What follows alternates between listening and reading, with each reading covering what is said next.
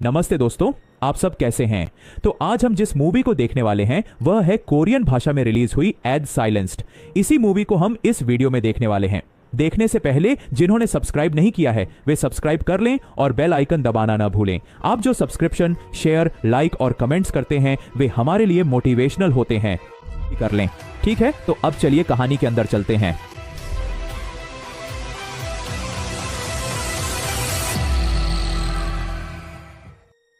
Opening scene में 1938 world war के समय एक घने जंगल के अंदर एक कार जा रही है। उस कार के अंदर एक लड़की अच्छे से तैयार होकर बैठी है। इसी दौरान इस कहानी की हीरोइन सुबुकु, हमारी सुबुकु, बहुत ही उदास और सुस्त बैठी है।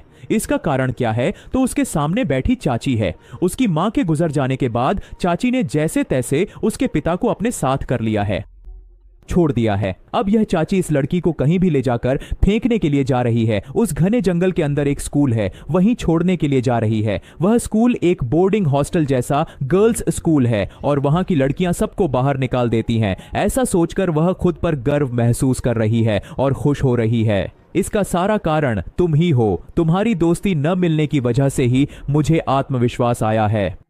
वह कभी भी ऐसे ही बातें कर रही है। हमारी सुशुकु उस रात बिस्तर की चादर के अंदर घुसकर, हे कौश, बहुत बहुत धन्यवाद, तुमने मुझे दोस्त कहा, ऐसा बोल रही थी। अब वह पूरी तरह से बदल गई है। हमारी सुशुकु बहुत खुश है। वह हमेशा अकेली रहती थी, लेकिन यह बात उन लोगों को थोड़ी सी भी पसंद नहीं आई। दिन कौजन ने पकड़कर कहा, तुझे क्या हो गया है? बेसमेंट में उस होश में न रहने वाली लड़की के साथ घूम रही है? ऐसा नहीं है, तुझे भी कुछ हो सकता है। अगर ऐसे बोलना है तो कवच तुरंत कहती है, तुम बात मत करो, उस लड़की को कोई परेशानी नहीं है, वह लड़की ठीक है, कहकर चली जाती है। बस इतना ही। बहुत ढूंढने के बाद भी इन्हें कुछ नहीं मिला। इसके लिए यूरी एक पक्षी पकड़कर उसे काट देती है और हमारी सुशुका के वर्ड रॉब में डाल देती है। हमारी लड़की सर जब वह ड्रेस बदलने के लिए कपड़े लेने के लिए वार्डरोब खोलती है तो वहां खून से सना हुआ वह पक्षी मरा हुआ मिलता है। उसे देखकर वह डर जाती है। हमारी सुशुका वैसे ही नीचे गिरकर खांसने लगती है। अभी अभी वह ठीक हो रही थी, लेकिन यह सब देखकर डर के मारे फिर से खांसने लगती है और उस खांसी में फिर से खून आना शुरू हो जाता है। तभी वह आकर बगल में बैठ जाती है और कहती है कि जो चीजें जहां होनी चाहिए वे सब अपनी अपनी जगह पर होनी चाहिए। ऐसा डायलॉग बोलकर चली जाती है। हमारी सुशुका खून की उल्टी कर चुकी होती है और फिर वह खाना खाने बैठती है। तभी वह मरी हुई चिड़िया को उठाकर लाती है और सुशुका के खाने की प्लेट में रख देती है और फिर वही कहती है, जो चीजें जहां होनी चाहिए वे सब अपनी अपनी जगह पर हैं। वह चलते हुए चली जाती है। इससे पहले हमारी सुशुका ऐसी बिल्कुल भी नहीं थी। वह हमेशा ट्रिप्स मजाक करती रहती थी, ट्रिप्स मारती रहती थी। धीरे धीरे उसमें बांसीपन आ रहा है। वह मजबूत होती जा रही है। उसके अंदर एक तरह का आत्मविश्वास भरता जा रहा है। ट्रिप्स मारना छोड़ दी है ऐसा कह रहे हो, लेकिन यह हिस्सा यहां नहीं है कणम्मा। उसे अब टोक्यो स्कूल जाना भी पसंद नहीं है। उसके माता पिता आकर कल ही उसे ले गए।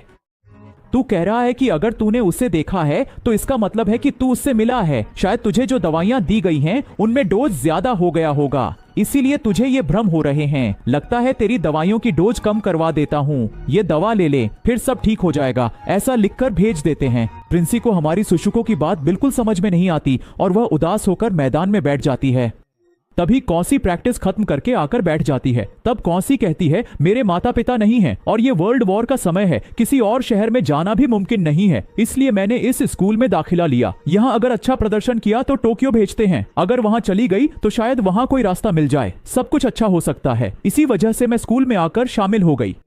अगर जरूरत हो तो हमारे सुसुका के बारे में बाद में बात करेंगे, लेकिन इस स्कूल में कुछ अजीब सा हो रहा है, पहले उसे देखो, ऐसा सुसुका कहती है। लेकिन कौसी कहती है, ऐसा कुछ भी नहीं है, तुम चुपचाप बैठो। तब सुसुका कहती है, तुम मुझ पर विश्वास नहीं करती है ना, मैं तुम्हें दिखाती हूँ। ऐसा कहकर हमारी सुसुका दौड़कर जाती है और लंबी छलांग लगाकर दिखाती है।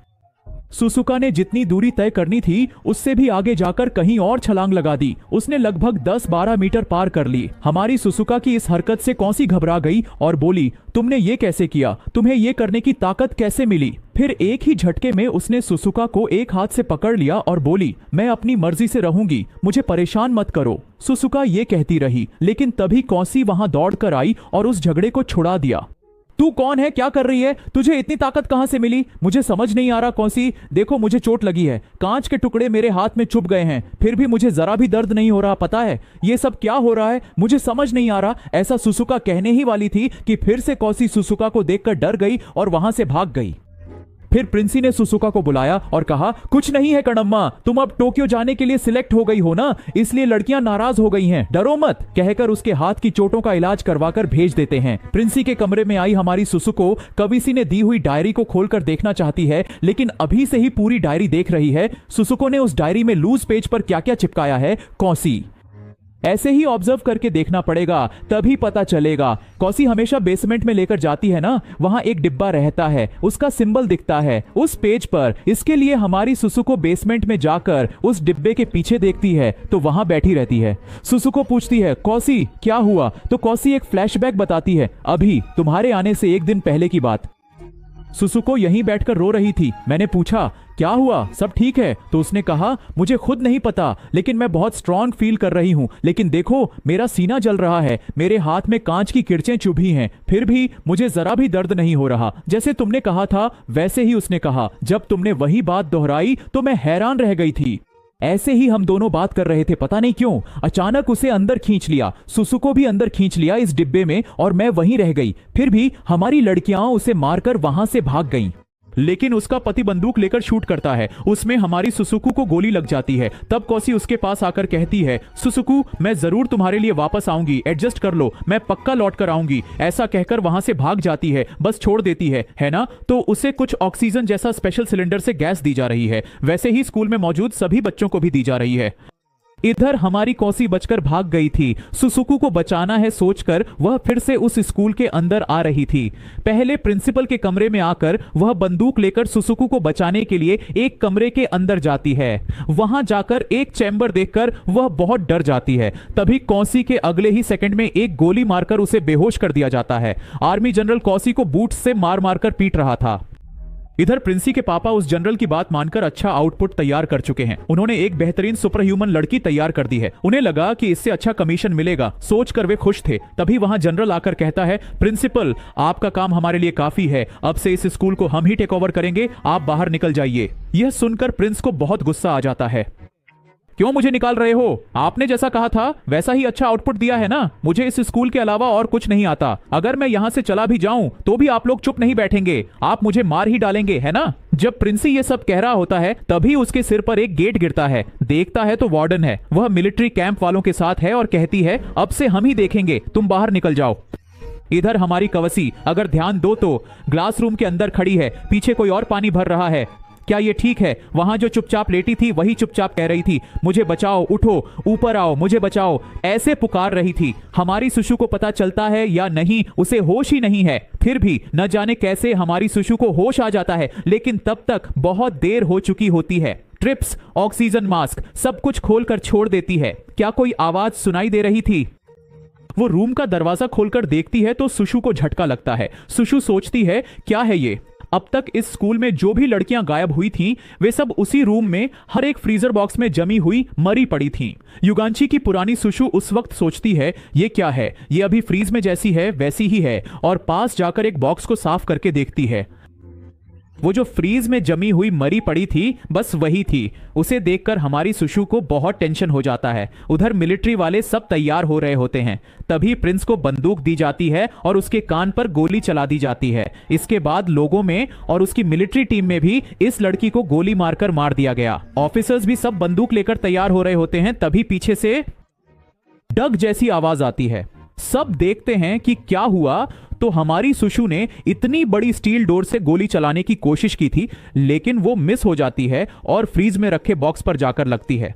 इससे फ्रीजर बॉक्स टूट जाता है। इस पर हमारी सुशु और भी इमोशनल हो जाती है और पूछती है, तुमने किसे गोली मारी? फिर वह प्रिंसिपल का हाथ पकड़कर उसे झिंझोड़ देती है। प्रिंसी वहां एक कोने में फंसकर मर जाती है। इधर वार्डन को क्या हुआ देखो तो उन स्कूल की लड़कियों को अब सब कुछ सच पता चल गया है ना? क्या हुआ है? उन्होंने वार्डन को पकड़कर उस पर ही प्रयोग कर डाला, जो कि एक अप्रत्याशित और चौंकाने वाला कदम था। लड़कियों ने भी बिना किसी हिचकिचाहट के वही किया। उन्होंने भी वार्डन पर अपने प्रयोग जारी रखे। वार्डन की कहानी यहीं खत्म हो गई, एक दुखद और अप्रत्याशित अंत के साथ। यहीं पर यह फिल्म भी खत्म होती है, एक यादगार और विचारोत्तेजक निष्कर्ष के साथ। आपकी जिज्ञासा और उत्सुकता अब बहुत ज्यादा बढ़ गई है ना? इसी बात को ध्यान में रखते हुए हम आपको भविष्य में भी लगातार और भी अधिक बिल्कुल अलग अलग तरह की बेहतरीन और मनोरंजक फिल्में देते रहेंगे, ताकि आपकी यह उत्सुकता हमेशा बनी रहे और आप सिनेमा के हर नए अनुभव का भरपूर आनंद ले सकें।